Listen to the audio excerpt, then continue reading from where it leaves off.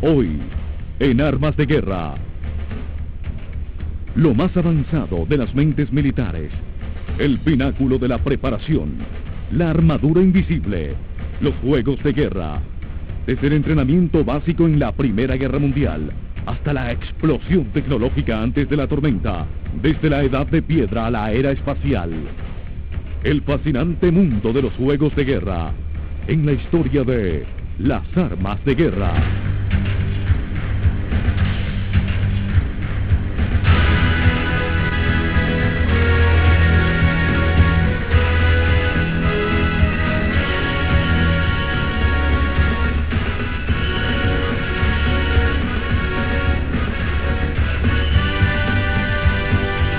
Armas de guerra.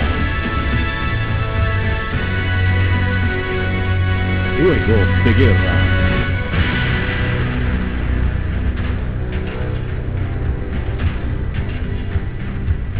Un antiguo proverbio chino reza: mientras más sudes en la paz, menos sangrarás en la guerra. Esta agria lección no escapó a la consideración de George Washington, quien escribió: si deseas evitar el insulto, debes estar preparado para repelerlo. Si se desea garantizar la paz, se debe saber que en cualquier momento se está preparado para la guerra.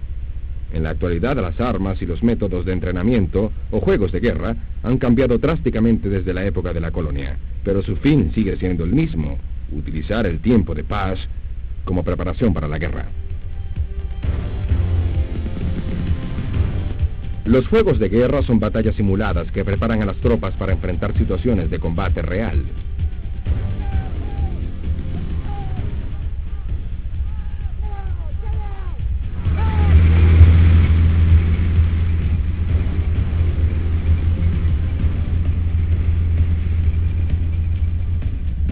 Los juegos de guerra se convierten en una armadura en el combate, ofrecen a los hombres protección a través de la preparación. Adrenaline gets flowing, you get pumped up because it's war games, and you just do your best.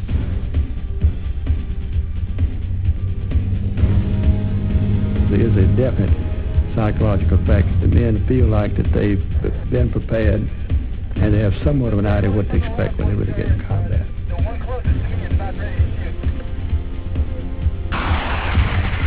If you've been trained well enough, all that reacting is in a familiar place. You perform well. If you don't, you end up dead. Training is the secret to victory in war. Los juegos de guerra no son nada nuevo, han sido realizados desde tiempos inmemorables. Ir sin el conocimiento que los juegos de guerra ofrecen es simplemente enviar hombres al campo de batalla sin el entrenamiento más importante. Pero en ciertas épocas no había tiempo, hombres o dinero para prepararse para situaciones de combate. Primera Guerra Mundial, 1914-1918. We would see pictures of dashing cavalry on white horses with the flashing sabers and the belching guns and smoke in the background. And oh, we thought that'd be fantastic. Talk about romance. Man, what a hero we could be after slaying the enemy with swords. I got to the point that after I enlisted and realized I was going to be a part, I was going to see this, I was going to be there, I was going to be in trenches, I was going to see these biplanes flying through the air in dogfights and hear the sound of guns, hear the sound of warfare. Durante la Primera Guerra Mundial, los militares estadounidenses contaban con cientos de miles de reclutas idealistas. El ejército era una masa de jóvenes acostumbrados a jugar a la guerra en sus jardines. Llevaban el patriotismo como una insignia y ansiaban pelear en el frente, que creían similar a los desfiles militares. Asistían deseosos al entrenamiento básico y solo obtenían eso, lo básico.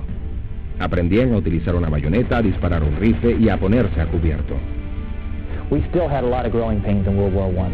Because the American way of war was very attrition-oriented, The concept was always, after a war, disband the military. When there is a war, bring the military back up to strength. The problem with that is that what you do is you have a very untrained military force that is suddenly thrown into battle with very little training and sent out to fight. Después de unas pocas semanas de entrenamiento básico, los nuevos reclutas de la Primera Guerra Mundial eran enviados a un viaje sin retorno hacia la realidad de la guerra. No sabían nada de la sangre o de los campos de batalla. Para ellos era una aventura para la que creían estar preparados. Sus corazones latían fuertemente al abordar los trenes que los llevarían a su destino final, el frente de batalla. We went in boxcars, and I was in my spot where I wanted to be, and I would lean out and listen. We could hear the far distant boom and thuds of cannon fire. And that was one of the highlights of my experience in France. Those lights and then the dull thud. I realized then that I was really in the war. Entraban a la batalla con la esperanza de convertirse en héroes. Pero pronto la amarga realidad de la guerra se imponía y otra batalla comenzaba a librarse, la batalla por la supervivencia. Aprendieron de la guerra en el frente y en este entrenamiento muchos perdieron sus vidas. Some poets said they became men overnight. That's exactly what happened to me. That first night that I went in and was under heavy fire and saw men falling and everything, that changed me. We would go into the tents where they had the first aid and watch the doctor saw a leg off or an arm off. Then we realized that there's nothing romantic about warfare. It's a deadly, stinking, terribly dangerous occupation. Para los soldados que eran carne de cañón en la Primera Guerra Mundial, no hubo juegos de guerra. El frente era el maestro y la lección era la supervivencia. Los aliados ganaron la guerra, pero la victoria tuvo su precio. The blood in World War I due to untrained forces and untrained generals is hard to imagine. As World War I memories were remembered, we tried to get more effective in our training programs. Estados Unidos realizaba juegos de guerra mucho antes de que la Segunda Guerra Mundial se asomara en el horizonte. Pero como ocurría a menudo, cuando la guerra se aproximaba, el país se encontró sin una fuerza militar considerable. Para 1939, Estados Unidos tenía un contingente de hombres en armas de poco más de 100,000, mientras que el enemigo tenía tropas y reservas que sumaban millones. Y los alemanes estaban muy bien entrenados. The Germans had been practicing ever since Hitler came into power, even though they completely were violating the Versailles Treaty. They came and occupied the Rhineland, and they practiced maneuvers after that, and the Allied powers did nothing to stop them. So the Germans were much better prepared and had much more training and better training in their war games than we had. Los juegos de guerra alemanes se basaban en una teoría adoptada por Hitler durante la década de los 20. El concepto introducido por Sir Hartford Mackinder cuestionaba la superioridad naval como prioridad. En vez de ello, Mackinder proponía el dominio en tierra, y Hitler, consciente de que la marina germana era la más débil de sus fuerzas, comenzó a concentrarse en sus fuerzas terrestres. Esto cambió la faz de los juegos de guerra. Pronto, los militares alemanes comenzaron a hacer juegos de guerra en tierra, y cuando era evidente que Alemania era una amenaza, Estados Unidos siguió el ejemplo. El ejército estadounidense inició uno de los mayores juegos de guerra de la historia, las maniobras de Luisiana. The Louisiana maneuvers took place in the southern portion of the United States over a vast area of terrain and involved the movement of many, many divisions across farmers' fields and across the terrain of the United States. The generals involved in the Louisiana maneuvers tried to have these maneuvers so that we could learn the lessons of moving large units, of planning for large units, of having large units engage in combat, of supplying large units before we went overseas to Europe.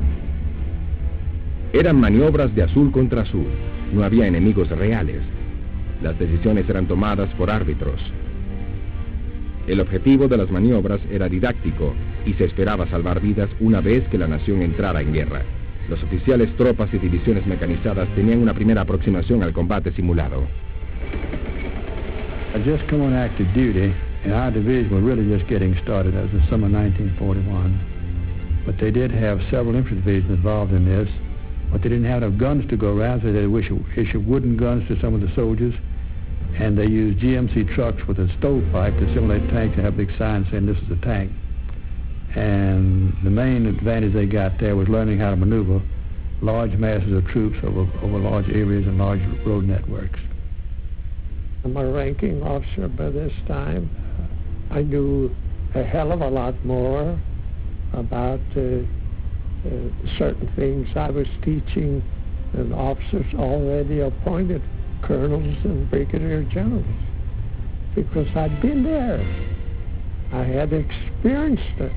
I knew the feelings that have to go along with it. And it's not just a dry reading out of a book sort of a session. It was rough with 100-degree heat, and they were trying to break us in, going continuously all day long, driving, stop for something to eat if you could get something to eat. And it was just keep going, keep going, keep going. They were training us for combat. Well, I would say that all of the different soldiers there are being taught to the very limits of their ability to absorb the various jobs, the various conditions that they might encounter in actual warfare. You learn how to maneuver. You learn how to live in the field, how to take care of yourself. You learn about personal sanitation, you learn about feeding, you learn about digging foxholes. You learn about moving at night. And as far as I was concerned, one of the most important things I've learned in these maneuvers was map reading. I really got some good experience there.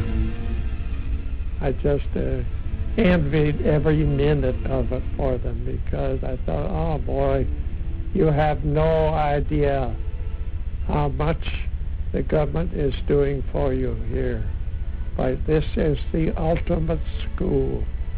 This is like being at a top university with the very best instructors.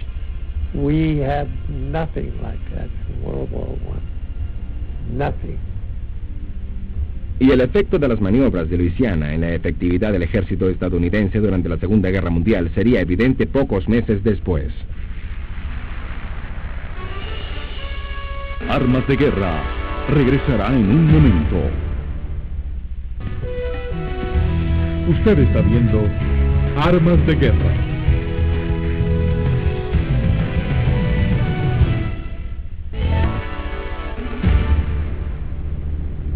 Pocos meses después de las maniobras de Luisiana, Estados Unidos estaba en guerra, pero esta vez el ejército no solo contaba con sus armas, sino con el conocimiento.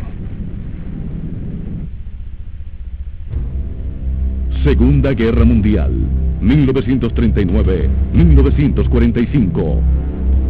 Para la época en que los Estados Unidos entró a la guerra, las lecciones sobre logística del combate habían sido asimiladas en los campos de batalla simulados de Luisiana. Se sabía que la revolución industrial aumentaría no solo el poder de las armas, sino la profundidad del campo de batalla. In World War II, you had advanced motor transport, you had advanced artillery, you had self-propelled artillery, you had much faster tanks, and you had much more advanced aircraft. And then you had aircraft supply as well as motor transport supply. So this made a great effect in World War II. It made war much more mobile, much faster, and prevented the stalemate types of war that we had in World War I. Los oficiales habían sido entrenados para tomar decisiones más rápidas, para moverse a mayores distancias. Los soldados habían aprendido a confiar en sus comandantes y en su entrenamiento. It was scary in that it was something new. You didn't know what was coming. It's similar to if anybody played sports, say football, and you're lined up for the kickoff. You're shaking. But as soon as that whistle blows and you get hit the first time, you don't know whether there's 90,000 people watching you or one person watching you. You're involved just what's going on in front of you. And that's the way it is during combat. You just went around and did what you were trained to do. La idea de los juegos de guerra fue concebida con la intención de poner al ejército en su elemento antes de que tuviera que enfrentar balas reales. Era una oportunidad para familiarizarse con la guerra antes de exponer el cuerpo al enemigo. Los juegos de guerra son tan efectivos que se han convertido en una parte necesaria de la planificación. A lo largo de la guerra, los aliados hicieron juegos de guerra. Muchos oficiales y soldados lucharon batallas famosas antes de entrar en combate real. Los nombres de estas batallas son hoy en día conocidos por todos, pero días, meses e incluso años antes de que estas batallas tuvieran lugar, el ejército las había planificado. The planning process has to have in it an integral part of wargaming, where wargaming is used to develop some of the better courses of action and determine what is possible, so they know what you can do and what you can do in time. Desde Estados Unidos hasta Inglaterra, la invasión de Normandía había sido simulada en juegos de guerra desde 1942. Las Fuerzas Armadas habían hecho todas las preguntas y sabían que conocer las respuestas ayudaba a predecir el futuro. Esta era una batalla que no podía dejarse al azar. Units that were getting ready to invade Normandy did several things. First, the officers wargamed different courses of action. For a beachhead assault, they had to first think about how they're going to prep the beach with artillery, then how are the ships going to get close enough so they can let the landing craft go, who's going to destroy the obstacles on the beach, how are the landing craft going to get in so they can let the troops get off, who's going to supply the firepower so that the troops can begin to do fire and movement as they get to the beach, those kind of things. And they would wargame that and say, this is what the Americans will do, then what will the Germans do? From that wargaming, many courses of action were developed. The soldiers would be instructed in the operations order, but to understand, you need more than words. So what we do is we conduct a combat rehearsal. You can have a full rehearsal, which at Normandy involved units actually practicing invasions in England. The ships would pull up, they would conduct the entire operation, and they would launch landing craft against beaches that looked similar to what they'd be landing on in France. So what you had there was a full rehearsal that takes a lot of time, it takes a lot of planning, and is the most effective way to actually rehearse an operation. 2 años es mucho tiempo para simular una operación militar, pero toda la planificación y preparación eran necesarias no solo para el combate, sino para mantener los soldados entrenados y despiertos en cuerpo y mente.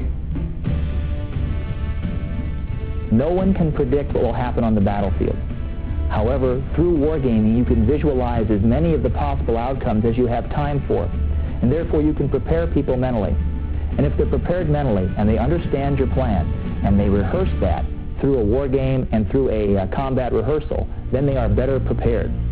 You can get soldiers trained and build up to a certain point and they're ready to go. Then if you let them down, they get depressed, they get demoralized. And in Normandy, for example, when D-Day invasion was coming off, all the troops were loaded on board the ships. They were ready to go. And if you remember here, Stark, it was this critical time about the weather. And Eisenhower had to wait till the last minute to make a decision. And finally reports came down where there was a very narrow time frame of weather, which could be not more than 12 to 18 hours, where they thought they could make the landing without any really heavy seas. There was a chance. But Eisenhower had to take into account the fact that the men were all psyched up and ready to go. If they had to unload the ships and go back, it had been this great letdown, and it would have been a very poor for morale. So he felt now was the time to go, and they went, and it was successful.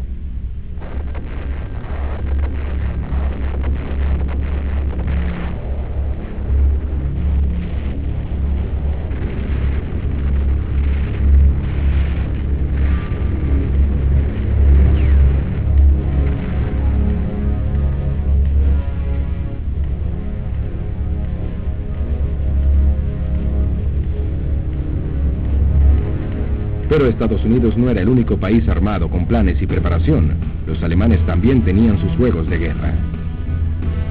The Germans have often been the masters of military wargaming, and they used wargaming in their planning process very effectively in trying to determine how many forces were needed to do certain operations.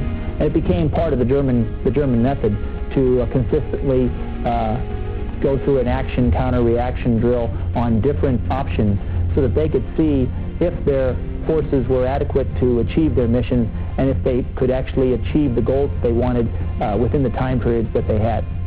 Durante la Segunda Guerra Mundial, los alemanes querían romper las líneas aliadas, y esto requería del elemento sorpresa. No se puede simular lo que no se espera.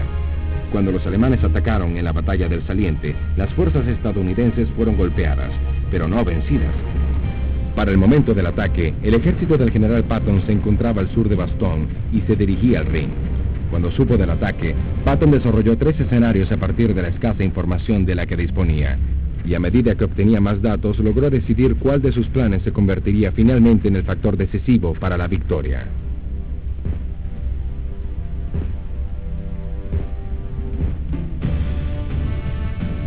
La Segunda Guerra Mundial fue precursora para los juegos de guerra a gran escala. Las Fuerzas Armadas comprobaron la forma en que el ensayo se había transformado en el éxito del combate. Estados Unidos hallaría la victoria en otra guerra, aplicando no solo táctica, sino sabiduría. Armas de Guerra regresará en un momento. Armas de Guerra. Guerra de Corea, 1950-1953. Después de la Segunda Guerra Mundial, se produjeron recortes en la maquinaria de guerra estadounidense. Cuando comenzaron las hostilidades en Corea, las Fuerzas Armadas enfrentaban una vez más el mismo problema.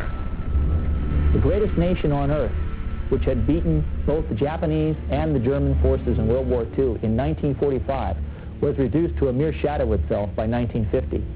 So the Army wasn't very prepared for the Korean conflict, which no one had foreseen, and which caused us to go through a re-education process and a rearmament of building the Army up to fight a conventional war again.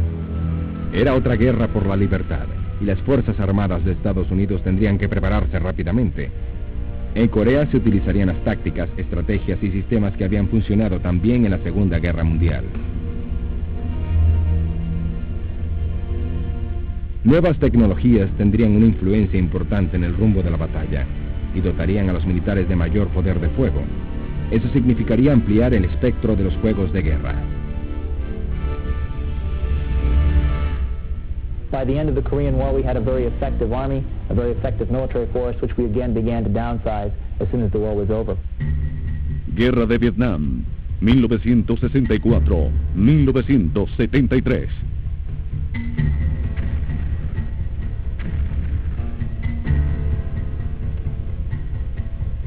En Vietnam, las Fuerzas Armadas enfrentaban un fuerte desafío contra la guerra convencional y de guerrillas, y el terreno sería tan difícil como el enemigo mismo.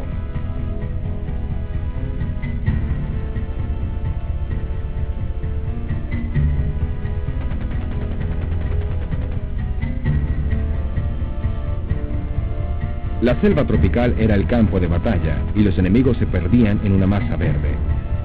Para ganar la guerra, el primer paso era ganar los pequeños pueblos, pero los planes de batalla estadounidenses eran muy evidentes y el enemigo con frecuencia acechaba. They knew what would work against the Americans. The Americans fought on a very formalized plan. They knew what, charge into the ambush and just everything by the book. And the Viet Cong always took advantage of that. They'd set their booby traps up in advance of that. They'd set their ambushes. They knew exactly what to do. La guerra convencional tenía su lugar en Vietnam, pero para luchar en forma efectiva era necesario ver a través de los ojos del enemigo.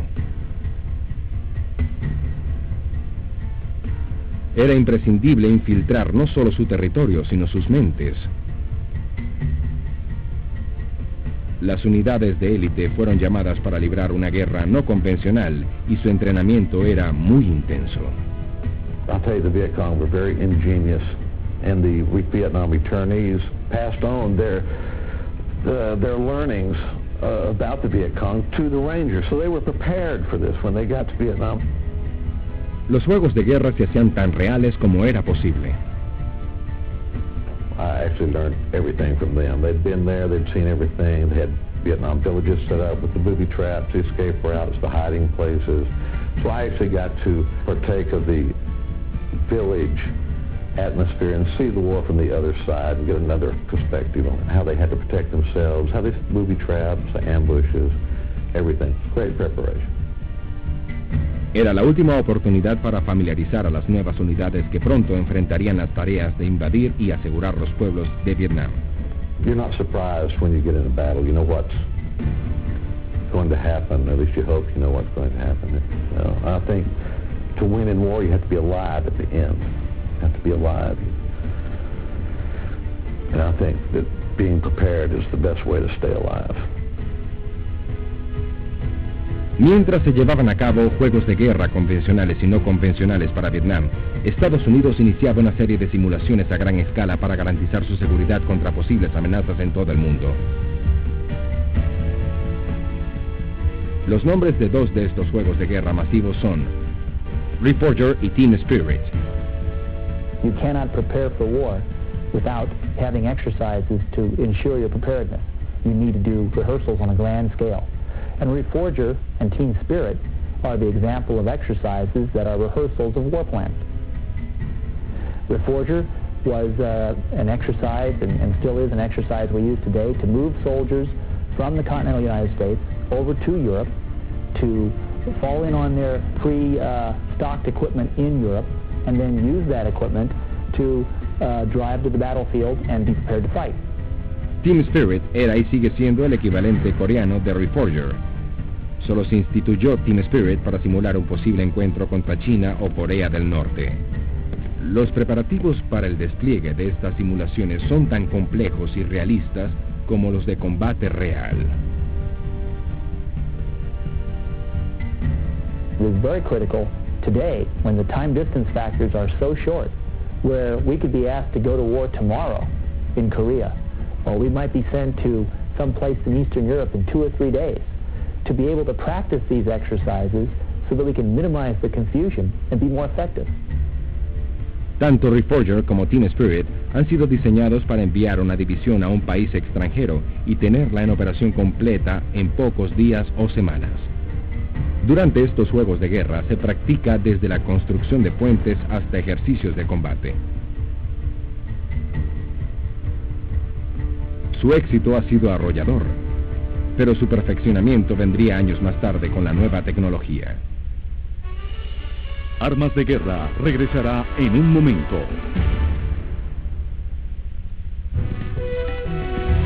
Usted está viendo Armas de Guerra.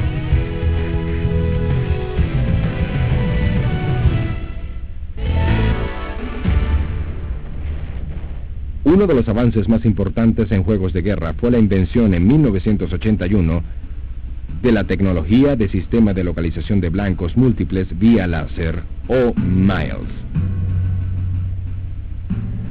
El sistema MILES ha dotado a los juegos de guerra con una dosis importante de realismo.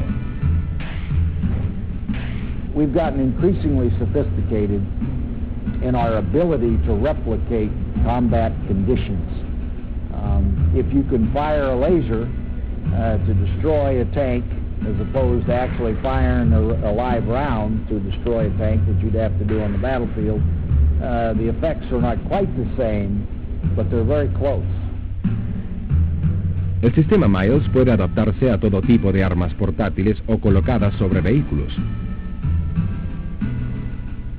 Una vez instalado, pueden dispararse balas de láser que no dañan la vista y simulan la acción del combate. Detectores localizados sobre los enemigos disparan una alarma sonora cuando se recibe un impacto. Un impacto, en condiciones reales, tiene como consecuencia la muerte. Por eso los hombres conocen el verdadero significado del sistema MILES.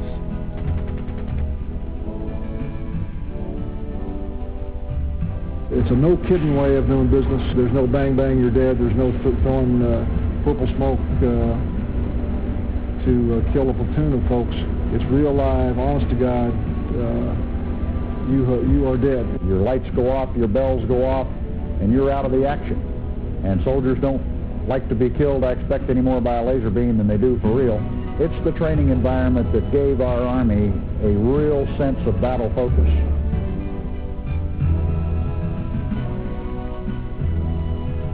Para determinar la efectividad del entrenamiento con láser, se debe practicar también en campo. Desde 1980, sitios como el Centro Nacional de Entrenamiento en el sur de California han ofrecido a las Fuerzas Armadas un ambiente adecuado para ejercitar su conocimiento y poderío. You deploy to the National Training Center just exactly as you would to war. You fly out, you move equipment by rail and by ground, you go into a field environment and you fight very, very intense battles using laser weaponry for 2 weeks, day and night, 24 hours a day. Cada división mecanizada o blindada dentro del área continental de Estados Unidos envía una brigada al CNE cada año. Con sistemas Miles, los soldados se enfrentan entre sí en el entrenamiento más realista que tendrían sin llegar al combate real. Se asigna a cada brigada un enemigo simulado llamado Opposing Force, u OPFOR. When the OPFOR goes to the field, it takes 400 vehicles in a regiment. The U.S. force goes to the field with about 1,400 vehicles. So in this landmass the size of the state of Rhode Island, there is a mock war for 14 days. It is continuous. That is, if you win today, you are able to keep the ground in the victory. If you lose today, you are forced to withdraw. So the gaining of ground, the seizing of objectives, the outcomes are played to their limit. Al igual que enemigos de otro país, la OPFOR conoce el terreno y las condiciones de los campos de batalla en el CNE. Para las brigadas en entrenamiento conocidas como Fuerzas Azules, vencer a las OPFOR significa hacer todo en forma correcta. I commanded the opposing force, 3,000 soldiers dedicated to replicating a threat. They could replicate one of several threats. The most obvious was the Russian threat. And we spent over 200 days a year in the field in the high Mojave Desert being that threat. As many people will tell you, that Russian regiment in the high Mojave Desert is the finest Russian regiment in the world. It spends all its time fighting. The OPFOR likes to think of itself as the cream of the crop, and most of the soldiers who are in the OPFOR are all volunteers. It has always been said that if you've served time in the OPFOR, you've had one of the greatest opportunities to learn warfare probably any place in the Army. The Blue Forces learn from the things that they do wrong that the OPFOR takes advantage of. The Blue Forces learn by watching how the opposing forces comes in and attacks swiftly and penetrates, makes a gap, and then runs through to the rear of the Blue Force formation. They learn by doing. The value of the National Training Center is it is able to stage a fight, determine what happened through the instrumentation system that's there. Then from this replay of the battle, you discover hopefully why it happened, because you not only have the instrumentation of the vehicles moving about the battlefield, you have all the voice, sound, communication information that you have access to. You have real-time ability to replay all of that through computer simulation, and you hopefully discover what you need to do it better next time. El CNE y el sistema Miles son solo dos de los avances que contribuyen con el realismo de los juegos de guerra actuales. La computadora, que pareciera un instructor poco dotado para el combate, ha ayudado a preparar a las tropas para sus guerras futuras en campos de batalla tridimensionales. Este sistema se conoce como SimNet. There are simulators that are configurable to do practically anything you want. And so we're presented with an idea, a thought, again, a concept of some sort, and instead of going out and building a tank to test it, bend metal to test it, we can do it in a simulator, as we're doing right now, on a battlefield against a threat, and see if it works. If it works, then we bend metal. SimNet permite la interacción de toda la tripulación en niveles simulados. También permite la conducción de maniobras a través de sistemas en redes. They can drive around inside of that giant Game Boy, if you will, and fight that tank. And as they look through their vision blocks, or they look through their sight apertures, they will see a battlefield in computer simulation. they'll be able to fight that tank against a simulated OPFOR again, or in fact against the guy in the next simulator as an opposing force. You don't get that concussion, you don't get the rock and roll that you get from firing a tank or firing a Bradley, but you get the target effect. You get practically everything else. Es un proceso complicado que contribuye a preparar al personal militar de la actualidad, dotándolo del conocimiento necesario para el campo de batalla. We can show them where they made initial contact, at what range, and take it back and say, now what if you'd come around this way instead of you gone? And so we can play it a different way, and we can show them all of the kinds of what ifs if they had done it somehow differently. I believe there's very little that you cannot simulate. The simulators we're playing with now, it's a tactical simulator, so the crew drives as part of a platoon, and they have to maneuver over across the battlefield facing an enemy, so that if they do something wrong, they say they're gone, they're dead. As you stand outside the simulators, even with their hatches closed, you can hear people screaming inside the simulators as they give their fire commands and as the commanders tell the different vehicles what to do. And most people come out of the simulator sweating. After a while, they forget that it's a simulation, and they do those things that they're trained to do as crews and as platoons and as companies. The fact that they're sitting in a fiberglass simulator, that goes away, and they are able to train as if they were really out in the field with the same kind of atmosphere that they would do in a field training exercise. Todo el entrenamiento es costoso, pero es un pequeño precio para un ejército eficiente y por las vidas de los soldados que podrán salvarse en combates reales.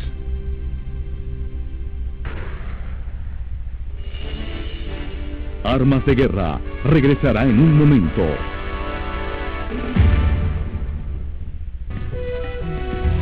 Usted está viendo Armas de Guerra.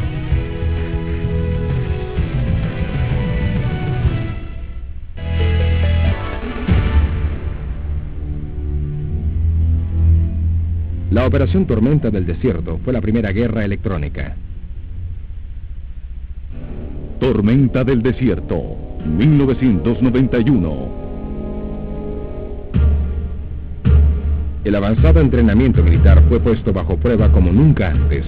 Esta guerra había sido librada en mapas, escritorios, computadoras y ejercicios de campo mucho antes de que ocurrieran en la realidad. Una vez que las fuerzas llegaron a Arabia Saudita, era el momento de combinar todas las tecnologías y experiencias en el campo de batalla. The thing that concerned us was the fact that these soldiers that we were facing, the Iraqis, had been in a war. And while our combat exercises and our simulations come as close to combat as we possibly can, the fact of the matter is it isn't combat. And that's going to weigh in your mind.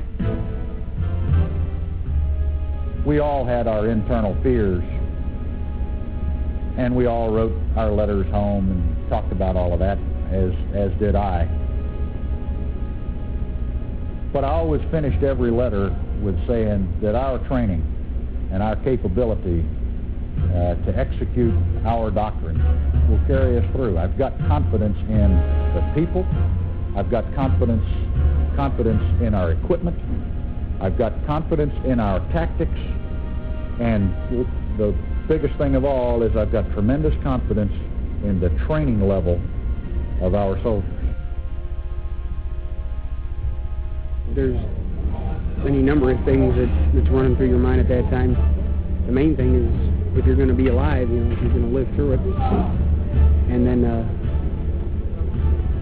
have you done everything that you can do to help prepare yourself for it? Those soldiers had done that over and over and over again in training. When they did it for real, they did it the exact same way, and when fear stepped in, training took over. Los láser fueron reemplazados por municiones verdaderas. Y hombres bien entrenados enfrentaron una fuerza opositora real. In a way, it's not like you're facing the unknown. It's like, hey, this is another exercise, except I've got real bullets and real enemy. But that's the way I thought of the old guys who were using lasers and miles and whatnot. So that's how I'm going to think of these guys. And that's exactly how it happened. The ultimate test as far as evaluating our training is concerned was in Desert Storm. And it really wasn't a matter of the Iraqis being so bad or so poor in their performance. It was that our soldiers were so much better. Tormenta del Desierto mostró el valor de los juegos de guerra. Fue una demostración de la efectividad de unas fuerzas armadas bien entrenadas. We were sitting on a major supply route, and as the days started to wear on, dismounted infantry, Iraqis, and vehicles started to come up, and we realized just how we had decimated the Iraqi army, and that's when it clicked in my head that all the training I had done came up to this, and the Army didn't let me down. The Army trained me well, and they trained my men well, and that's why we won the war. Tormenta del Desierto comprobó la conveniencia de los juegos de guerra, pero también dotó a los equipos de investigación de datos valiosos para un entrenamiento aún más avanzado. Poco después del fin de la guerra, se inició un esfuerzo de reconstrucción de un teatro de operaciones de Tormenta del Desierto. La batalla se llamó 73 Easting. My role in the creation of the simulation began in the desert, and I was met in the desert by a research team.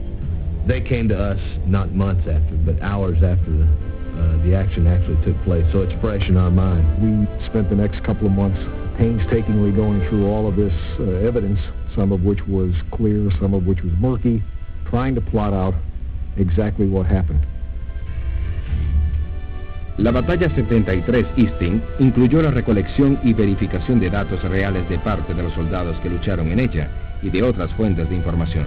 We tried to refight the battle as closely as possible to what our data told us the real battle was like. Eagle Troop first made contact with the enemy on the afternoon of 26th of February. We received heavy machine gun fire from a village. I ordered the 2 tank platoons to come online abreast of my tank, and we fired a volley of high explosive anti-tank rounds. When the tank rounds impacted into the village, large holes, almost the size of the entire wall itself of the cinder block building, were blown into the buildings.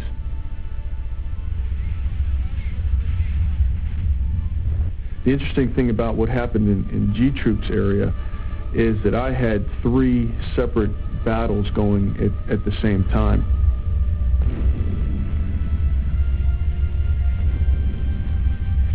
We hit a dug-in force oriented roughly in our direction, tanks and personnel carriers.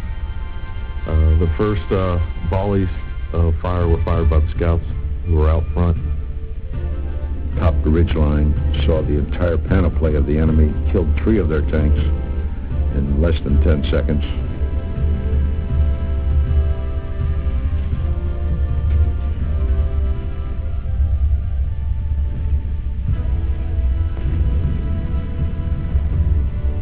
It was at that point when I saw the initial success of our first volley of fire that I ordered the troop to continue the assault. And he said, "Go tanks lead." We had it where the tanks were in a V-shaped wedge, and my scout platoon went from going from lead back behind the tanks, providing what we call scratching fires, covering the rear of the tanks and eliminating pockets of infantry. Con el uso de tecnología avanzada de simulación, 73 Easting es la primera base de datos interactiva e históricamente precisa de una batalla. This power of manipulation allows you to move in the 3 dimensions, the 4th dimension being time, basically jumping ahead or behind in time as well as in space, so going anywhere that one wants to. We change the weather, we can change the Iraqi tactics, we can give them weapons they didn't have, we can give ourselves future weapons that we would like to have. It's group training at the combat level that we never had before. It allows me to view from my perspective, from what I've seen in the battle, and to try to make it as accurate as we can recreate it. 73 Easting es solo un paso más en el camino de una mejor preparación.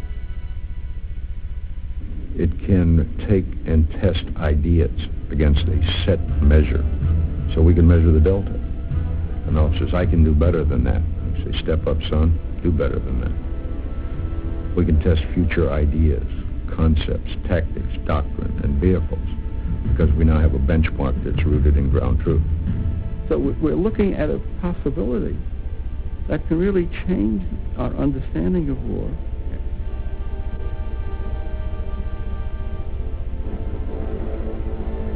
Los juegos de guerra son un componente esencial del entrenamiento militar. Con una combinación de mapas, simuladores y ensayos de combate, las tropas se enfrentan lo más cercano al campo de batalla real. Los juegos de guerra solo son una forma más de evitar derramamientos de sangre innecesarios. Los juegos de guerra dotan a las Fuerzas Armadas del conocimiento, un factor que incluso en el campo de guerra contribuye a salvar vidas.